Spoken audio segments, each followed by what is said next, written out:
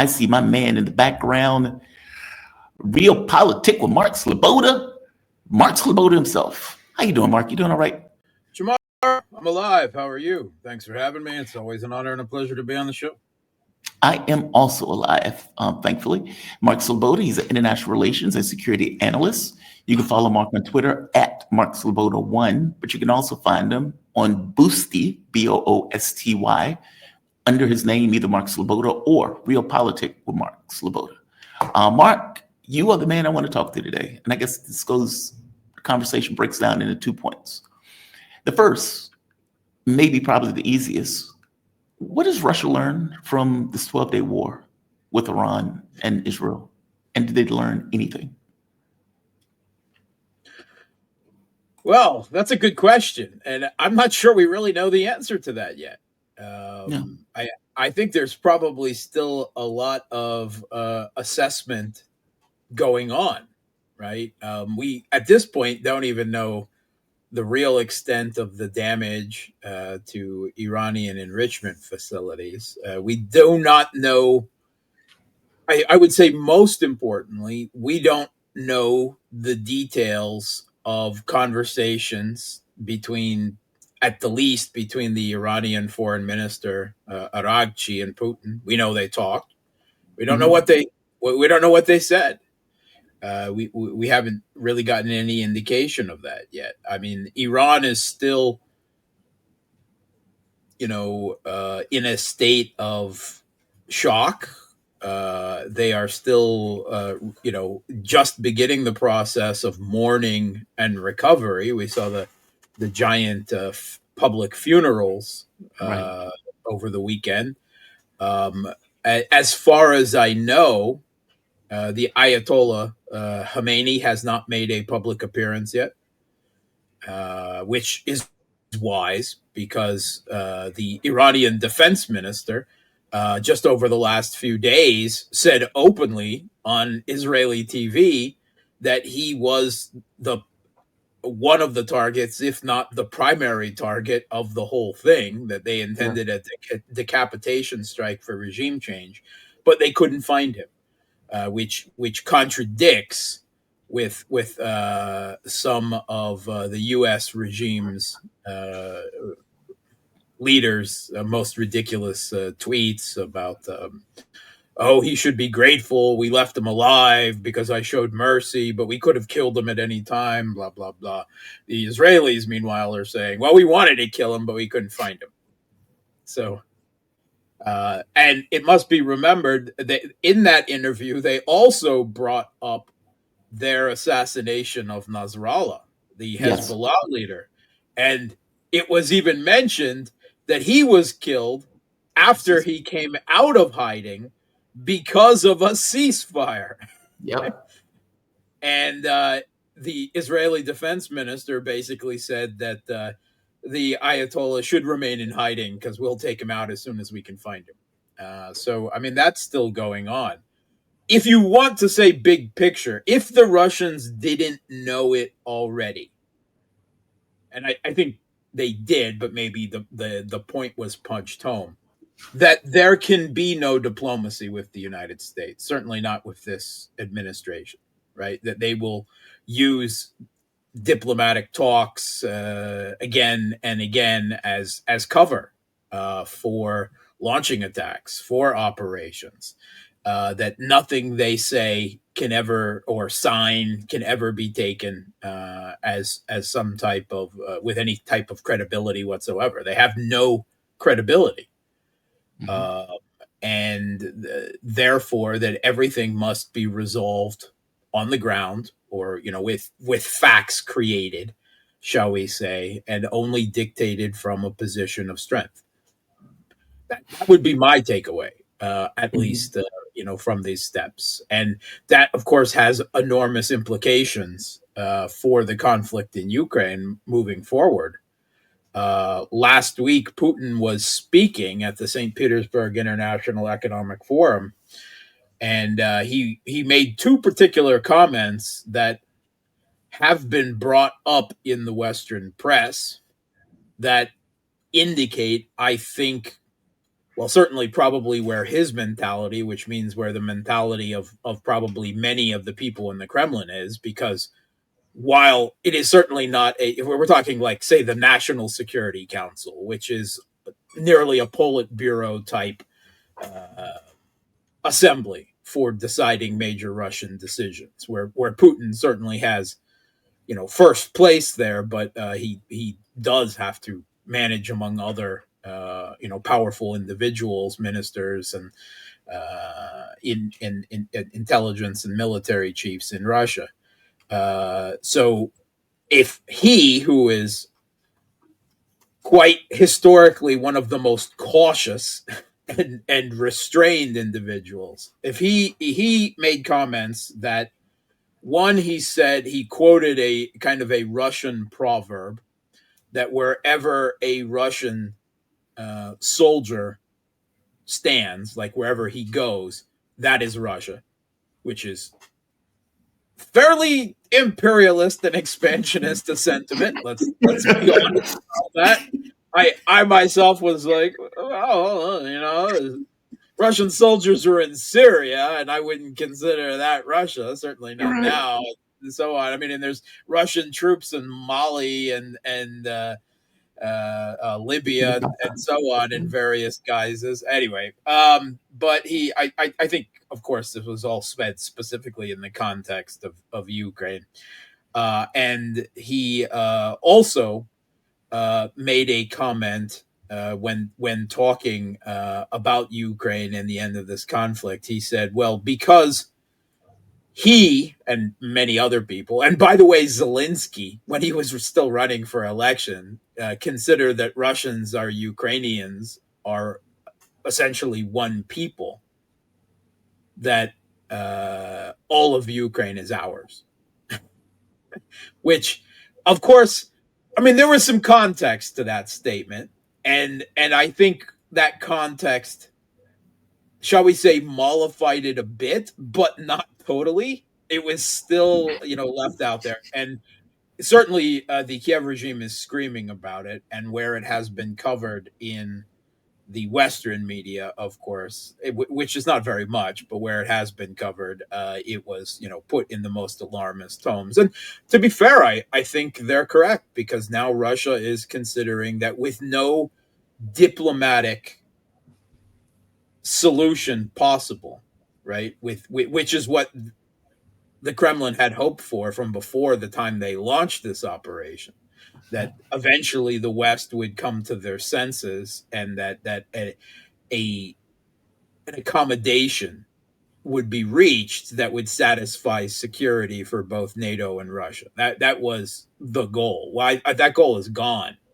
That is impossible. The Europeans, as a whole, right? I'm not speaking individuals like Orban and Vucic, Mhm. right? But as a whole, the Europeans are ideologically consumed with Russia hatred to a degree that I don't think we saw during the Cold War.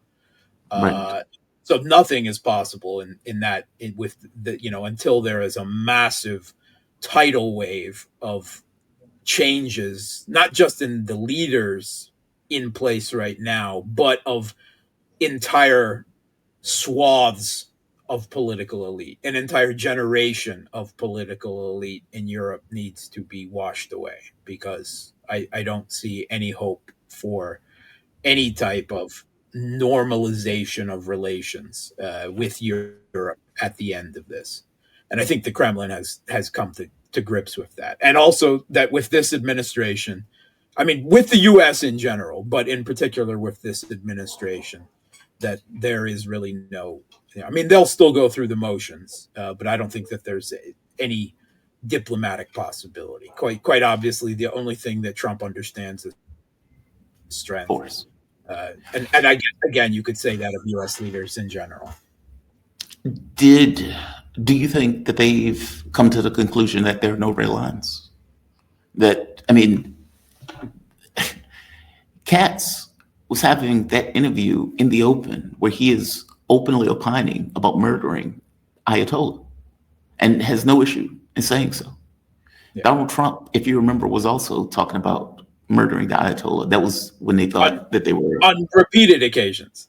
Yeah, He talked about it on multiple occasions. Yes. I guess that's kind of my point. Do the Russians look at it and say, okay, there are no red lines? That in the same way that the Israelis are talking about killing Yeah. political figures, then I we are I think also. they recognize that the West has no red lines, because I still don't think that's true for Russia, right? Even seeing that the West has no red lines, the Russians That, feel constrained by legalistic and moralistic behavior, right? If not only for the West, but simply because that they may need to maintain the diplomatic and economic support of the rest of the world outside the West. So they still hold themselves, while certainly not a degree of purity, right? Let's not say that. It's not like they. I mean, they did that's invade no way. Ukraine. There's no Yeah. question, right? But they still try to go through the motions of international law, right? Both codified and common, practice, as much as they can. And I don't think that that's going to change for them. I think that is hardwired into the Russian political elite. Mhm. But that's a figment of imagination. Sure. That's just It is. It that's a is. word change. That's changing context from, Yeah. okay, now we're having a war to we're going after terrorists. Yeah. I, I don't think you're going to see Russia assassinate foreign leaders. They're never going to talk about assassinating foreign leaders openly. And by the way, I'm not saying they should. God, man, I'm sounding very bloodthirsty. That's not what and that's not what Yeah. I'm really trying to get at. The U.S., Israel have no red lines, and they have Nope. shown they're willing to kill anybody under any pretext and justify the murder of pretty much anybody. Assassinations, Yeah, terrorism, false flag, literally using terrorists, right? I mean, Trump embraced the former head of ISIS and Al yeah, Qaeda in Syria, and said he's a tough guy. I mean, you can't. He said something. Well, you can't have a soft guy in that role. He's got to be tough, and he's a those fighter, right? I chickens. mean, and he's a good looking guy according to Trump, which that raises a whole nother spectrum of questions that I won't even don't want to delve into there. But I Okay, think more than anything, perhaps, I mean, maybe the Kremlin's, the FS-based psychological profilers are busy at work after the storm of schizophrenic Trumpian truths, right? Trying to properly assess and come up with a protocol for dealing with the mentality and emotionality, of this overgrown narcissistic man-child that leads, what is in still many ways the most powerful country in the world. It's mhm, it's dangerous. It's a dangerous place. I mean, we faced a previous president with dementia, and we face a current president with apparent, narcissism to a megalomaniacal degree, and apparent schizophrenia or extreme yeah. bipolar disorder, or something, that, take your pick. I think you called it right the first time. A man child, an evil man child, or an evil child with a gun, handgun. Yeah, I think Um, a whole lot of people in the alt media are still trying to say that Trump, at his heart, at his gut, is a good guy with good instincts. He's a good czar that is being misinformed and misled by evil boyars, right? That's his ministers, his top officials around him.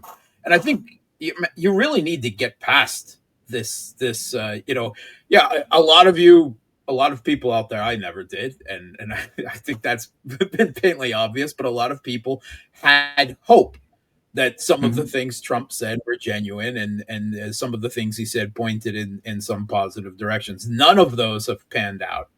And when it comes to his already bad inclinations, they have proven even worse, than was feared. So, I mean, it is a bad czar informed and manipulated by bad boyars. That is the Trump administration, and I think people stop having a belief that you can vote in the American political system and ever get a good outcome out of it. You're never going to get a good guy. It's impossible, right? You're never going to get someone who wants to find a constructive role for the US foreign policy wise in a multipolar world. It's not, right? You would need a dramatic economic, military, political catastrophe that would completely upend the American political system and suffering and revolution, right? You're not going to get anything else on the other side of it. There is a managed political system. It is not truly democratic in any way. But at the end of it, too, the American people, their conception as a rule, because there is a degree of at least tacit democratic support for what their leaders do for Yeah. the majority of the population. Americans need to undergo that process of turmoil and suffering to see a social and political change come out the other side before they ever stop as a society and as a state playing, the hegemon, the global leader. I call it American point of view. I used to call it on the channel. It's an American point of view. It's like for example, the Iran thing is a really good example. For whatever reason, the conversation boils down to, does Iran have nukes or don't they? And if they do, somehow it justifies the U.S. going and murdering a lot of people, which is a Yeah, very but weird point of view. it's obviously not even about nukes, right? That's just a pretext. That It, that is well, just a that too, political right? talking point, right? It's Yeah, ultimately about hegemony. It's yeah. always about the extension of power. But see, And that's not the way Iran the media. is the biggest threat to US hegemony in the Middle East because they are a regional power of independence, right? That has long chosen not to align or bandwagon itself with the US in the region. And see, this is the other thing where the media is always dishonest and never Yeah. really explains it in any real terms that would make sense. In Forget fact, the media being dishonest. They are malicious. Think about the way, I mean, take a look at the media recognizing that Israel has assassinated all of these people, right? Whether we're talking the leader of Hamas, leader of Hezbollah in a ceasefire, attempted to kill the Ayatollah Khamenei, did assassinate large groups of civilian nuclear scientists. and their Um, families. and their families in most cases, and a host of military officials. The U.S.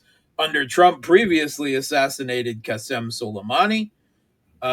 And I mean, there were even the Washington Post even had a story revealing, the tip of the iceberg of Mossad's, covert unconventional warfare activities in Iran with calling up top military and political officials and saying, you flee the country, you make a tape, denouncing your country, or we'll kill not only you, but your wife and kid. And here's to show you we know where they are, blah, blah, blah. And the Washington Post did all of that in the most uncritical. I mean, they were like, Yeah, it's daring, it's cunning. yeah, They supported it.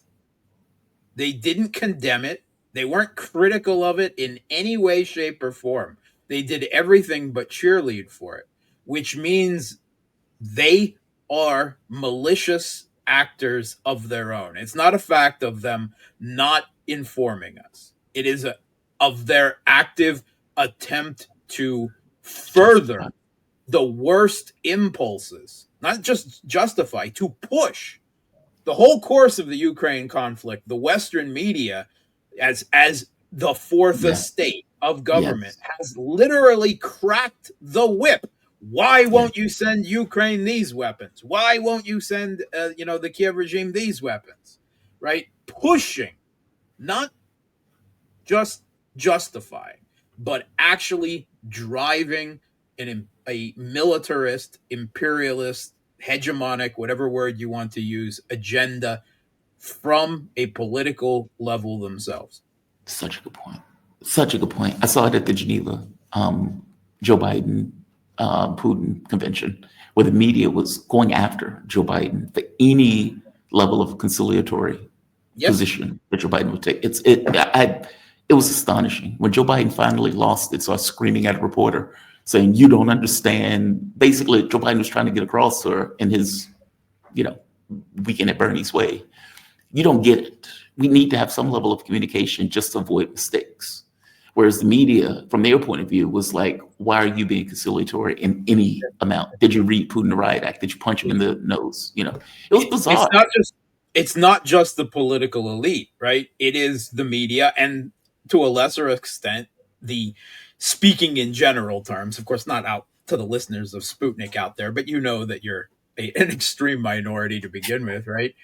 To the For listeners, yourself, sir. We have nearly 2,000 people here. Thank you very yeah, okay. Well, that's an extreme minority, right? much.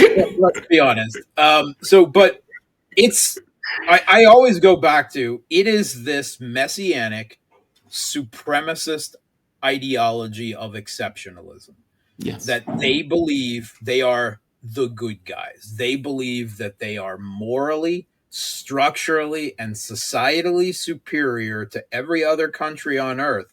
And therefore, whatever they do is for the greater good of the world, right? Mhm. That they honestly believe that. It is not. I mean, I don't know about Trump because he does have this weird transactional mentality that differs. But enough of the people around him, cling to that, and he still has tatters of that ideological fixation. I Yes. would say, and with that, I mean, that is, I think it is the most it is on a level, and I think the real comparisons need to be with Nazis. with Wahhabism, with jihadism. It is a destructive and evil ideology, right? In its belief that essentially like Israel has an ideology of exceptionalism that tells them they are the chosen people. Well, Americans believe the same thing, and so do the Europeans. I think the relationship now between the US and the Europeans is a bit like the Greeks who accommodated themselves to the um, the Roman Empire, right? They said, well, they're the militaristic ones that will spread throughout the world, but it's our culture and our Mhm. ideas that they will be spreading. So that's the role that the Europeans did, which, by the way, was on full display at this sycophantic, obsequious, um, uh, NATO conference yeah, with this Daddy. this this Yeah. ritual of abasement and humiliation that was the NATO summit. I mean, we've long talked about how I consider Trump a chaos bomb, and it's always just a matter of where that chaos bomb is going to go off, right? Multiple areas, of course, but where it goes off. And one of what I thought was the sure bets where it would go off, again, harking back to what happened during the first Trump administration, is the transatlantic relationship, the Mhm. relationship between Europe, because there is just contempt and hatred between most of the European political elite and Trump. They tried to stop him getting reelected again, right? And they talk open, it's open discussion how much damage was done to that relationship during the first Trump administration. And of course, the institutional embodiment of the transatlantic relationship is NATO, Right. right? But thus far, the Europeans have, collectively, obviously agreed to a strategy to minimize that. And that is to just grovel and throw themselves and lick Trump's posterior to the most ridiculous, absurd, and humiliating degree, and agree to whatever he says to to Okay. placate the man's ego and narcissism, and that's what we saw at the NATO summit. Right? He doesn't want to talk about Ukraine and Zelensky. Fine, we have no meetings about that. We raise no money for him. Right? We don't talk about it. No money, no arms. We don't even talk about it. He's there, but kind of in the background, and even he kind of almost put on a suit for the affair. Right? But you want you want us to spend 5% of our GDP, right? When most of us aren't even still doing 2%. Sure, we'll agree to that in 10 years, long after you're out of office. But right, it presented Trump with a position of dominance over Europe that he could play to his domestic audience. Even the official White House, what was it, the Twitter, the X Yeah. address? Hey, daddy's Yep. coming back. That was a humiliation of European political leaders being used as fodder for Trump's domestic political base in the U.S. Look what a dominating alpha dog our president is. Look how the Europeans grovel and lick at his feet. Daddy's feet. Yeah. That's that. I can't believe Mark Rutte said that. I mean, it is so humiliating. Like, it is so debasing That for was a that grown was man. actually just that was actually just the icing on the cake, though, because I mean, Yeah. even before Trump got there. Oh, you've achieved such a great success in the Middle East, and you're on your way to another success here. Something that only you, no other American president could. I mean, literally, those are his words, right? It is. I felt embarrassed. I mean, I Yeah. don't like the European political, but even I felt embarrassed for them. Rachel Marsden wrote an article on RT where she called Mhm. it the biggest and priciest humiliation fetish ever performance ever put on. And I'm like, yeah, that's brilliant because that's essentially what it was. Let me ask you this: what's next in Iran Israel thing? I mean, it's very wild to me. Israel clearly has taken more damage than it wants to accept, or at the very least, it wants to acknowledge. Yeah. Many of them, even Channel 13 at this point, has pointed out that the level of damage that Israel has taken is extremely significant, and that they're effectively More hiding in economic terms than in military terms, I would say. $12 billion, at least on the low end, that they've effectively, so basically $1 billion a day for the war. That's Because astonishing. the entire economy shut down, and Yeah. then Iran evidently successfully targeted and hit the Haifa oil refinery, which provided most of Israel's needs, gasoline and everything like that. Uh-huh. The Haifa port as well. That was a tremendous hit. Ben And Gurion Airport. I yeah, mean, so the side headquarters. I mean, yeah, so yeah, the economic damage may have been more significant than the military damage, and of course, we still don't know how much damage was actually done in Iran either. I mean, right. obviously they have, and they did agree to the ceasefire. I mean, obviously they didn't want an escalation with two nuclear powers, right? They wanted to end it. And again, we'll see. Do they go for the nuke in reality now Such a after good all of question. this is over? That is such a good I question. mean, realist logic says, of course they do, but realist logic says they already should have in the first place, right? Exactly. They obviously had a strategy that gave them the worst of both worlds, right? They saw what happened to Libya and Iraq, right, when they gave up the pursuit of weapons, right, and they saw what happened to North Korea when they culminated, and they tried to chart a middle road, satisfying probably different factions within the Iranians' own government.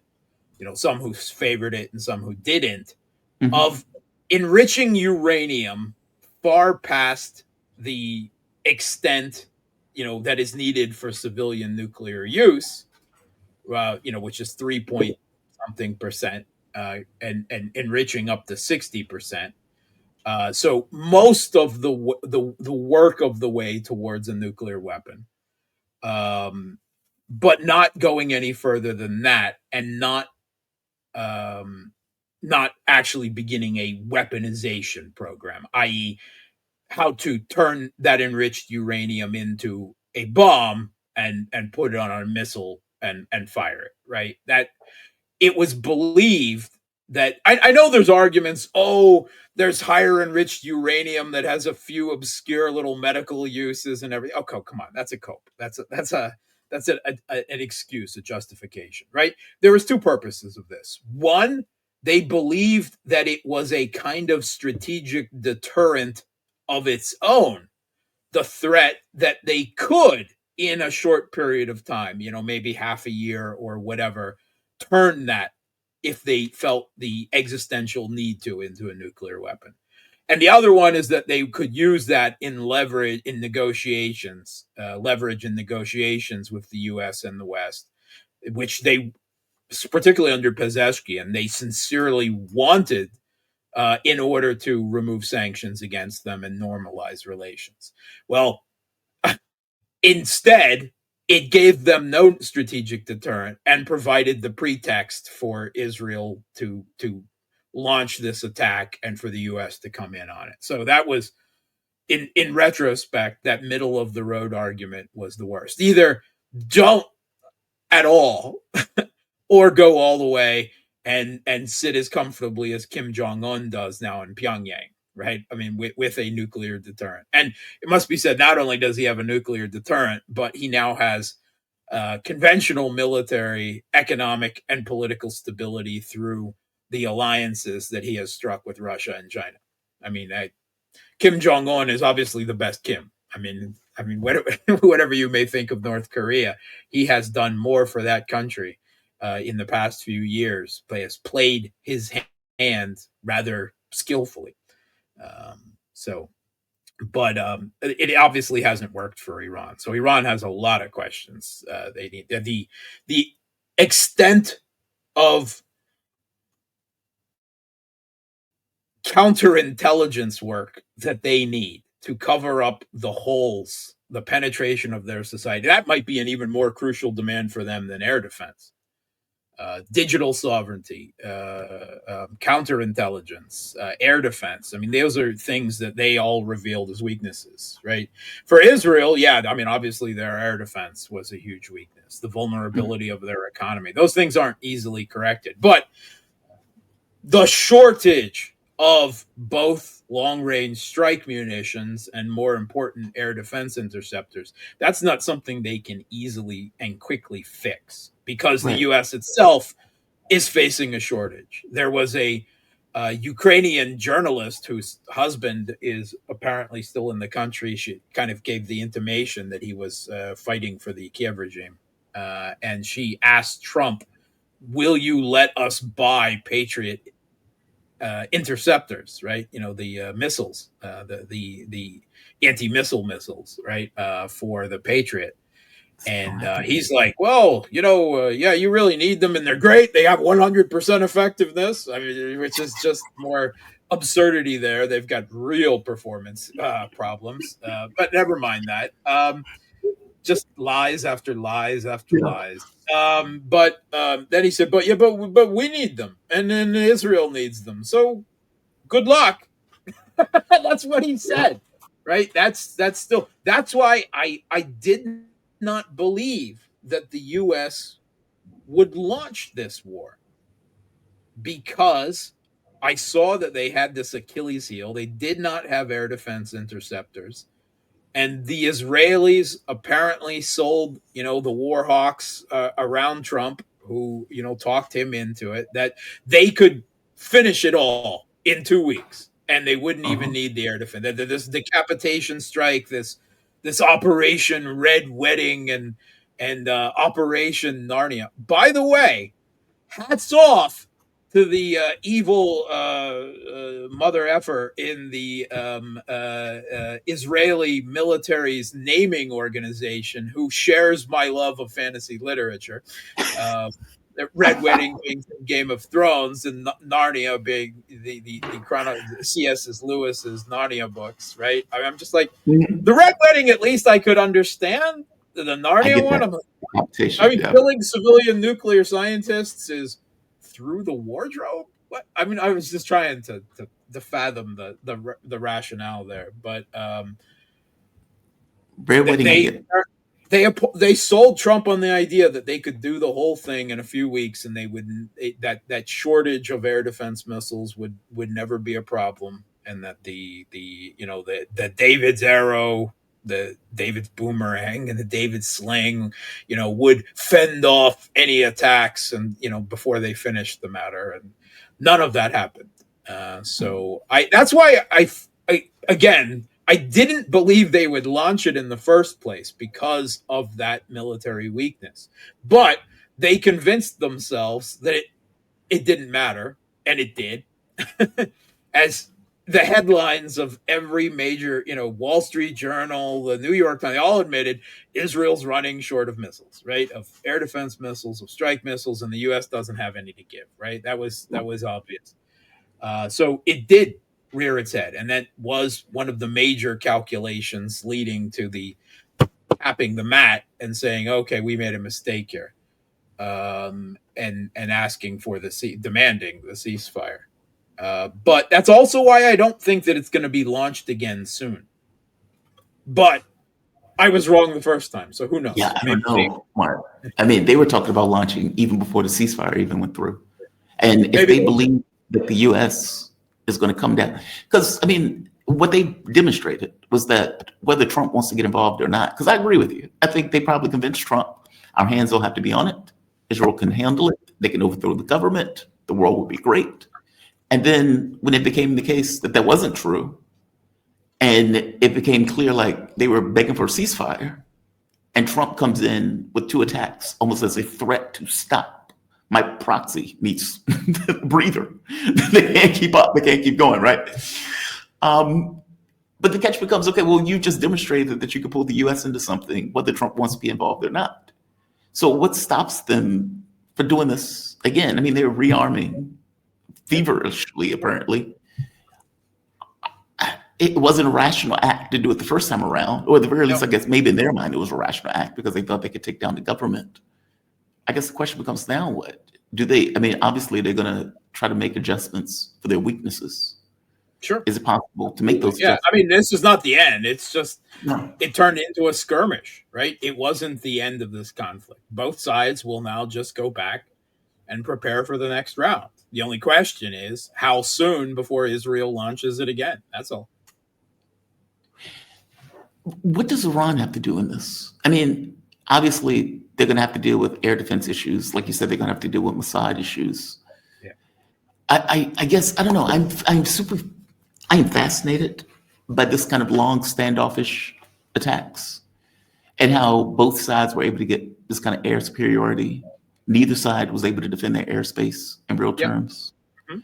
Like that is fascinating to me. That this Two is the type of two war that these midweight guys. boxers with no defense game just plowing into each other's faces, seeing Yeah, who had more staying power, which it was obvious that in a war, Israel's geared for short, quick wars, right? They don't do long wars. I mean, that's been painfully obvious. It's already a military maxim, and Iran took some solid blows in the beginning, but then perked up a bit and started to give at least as good as they were getting, and then it was obvious that in the if this continued for weeks and months into the future, that Israel's weaknesses would show more and more and more, and that Iran would then win a war of attrition.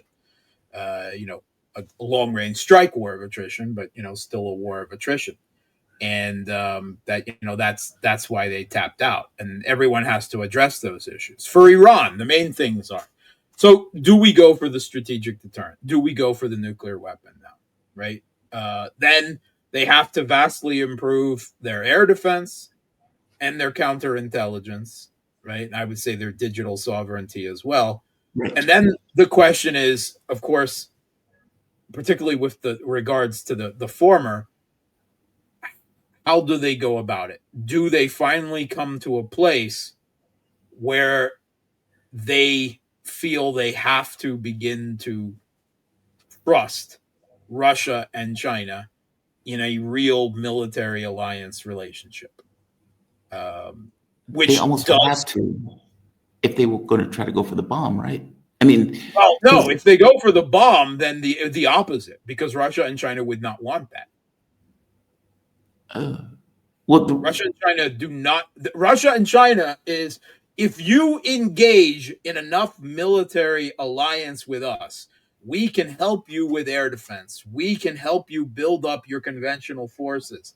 You won't need a strategic deterrent, right? Russia and China, as far as we know, they've never given any indication that they have a they maintain the idea of nuclear, stopping nuclear proliferation to just the powers. They don't want further, right? Because there is the possibility, right? Everyone brings it up. If Iran develops a nuclear weapon, does then Saudi, does then Turkey, does then Egypt, right? I mean, which would be nuclear proliferation throughout the Middle East, right? Which I think everyone agrees would be, you know, not not it's not desirable, right? I In know, a but in a doesn't that also hold true stability. for Israel, though?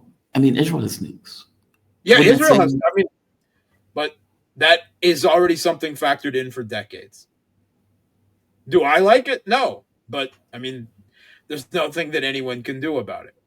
So Russia and China will argue that we can build up your air defenses, right? We, through a mutual defense pact with us, that will unofficially extend our nuclear umbrella over you, right? So you don't need nuclear weapons. That's what they will argue. And there will be arguments within the Iranian government, because it is not a one man dictatorship. There will be arguments within the power factions there that will support that. And there will be others saying, we can't trust them. Look, it was Right, only a decade ago that Russia was withholding the S-300s that we had a deal that they would supply when Medvedev was president, because Russia was trying to flirt with the West, right, right? And I mean, Putin all the time brings up a degree of sympathy that Russia still has with Israel, because, as he points out, right, Israel is practically a Russian speaking country, because there are literally millions of Russian speaking immigrants from Russia and the rest of the former Soviet Union there. And right, that's true.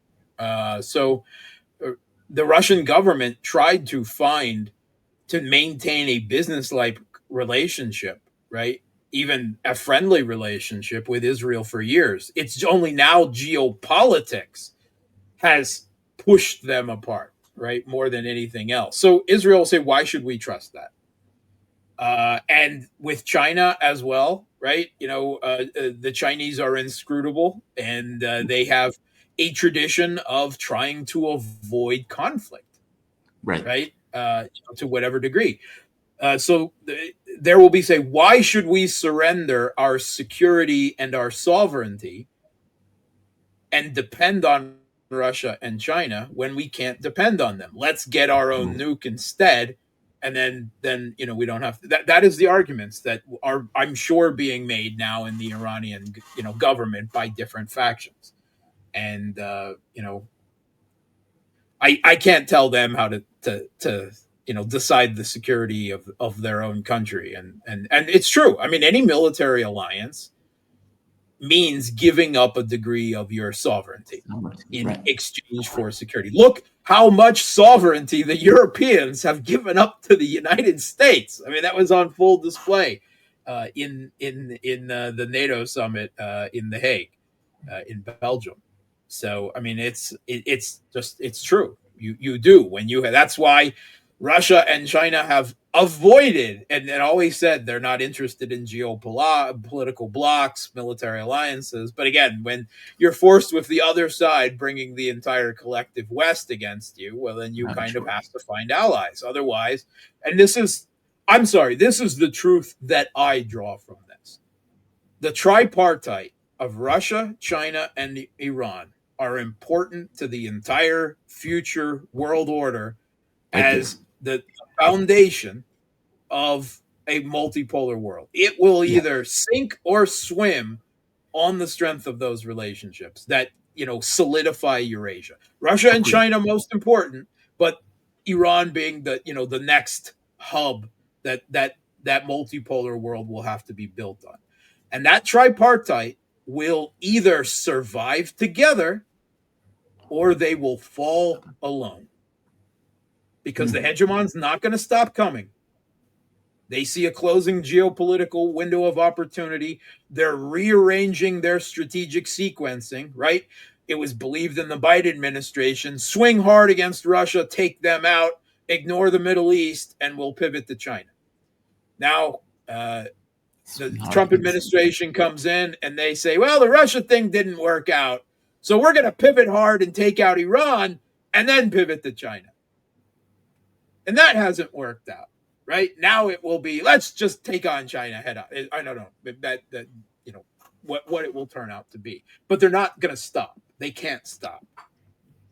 One interesting point on this: the IAEA under Grossi, obviously, completely corrupted, right? I mean, like just radically institutional capture and weaponization. Period. Yes. Even Russia has openly said this, right? So, and Grossi has delusions that he's going to be UN Secretary General. He is such a There's weirdo. no way that Russia and China are ever going to approve that man. Just not going to happen. He is such a weirdo. I mean, it's like, dude, you have been outed as being radically discredited.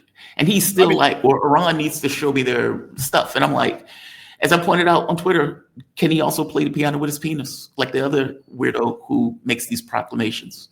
And I'm talking about Zelensky.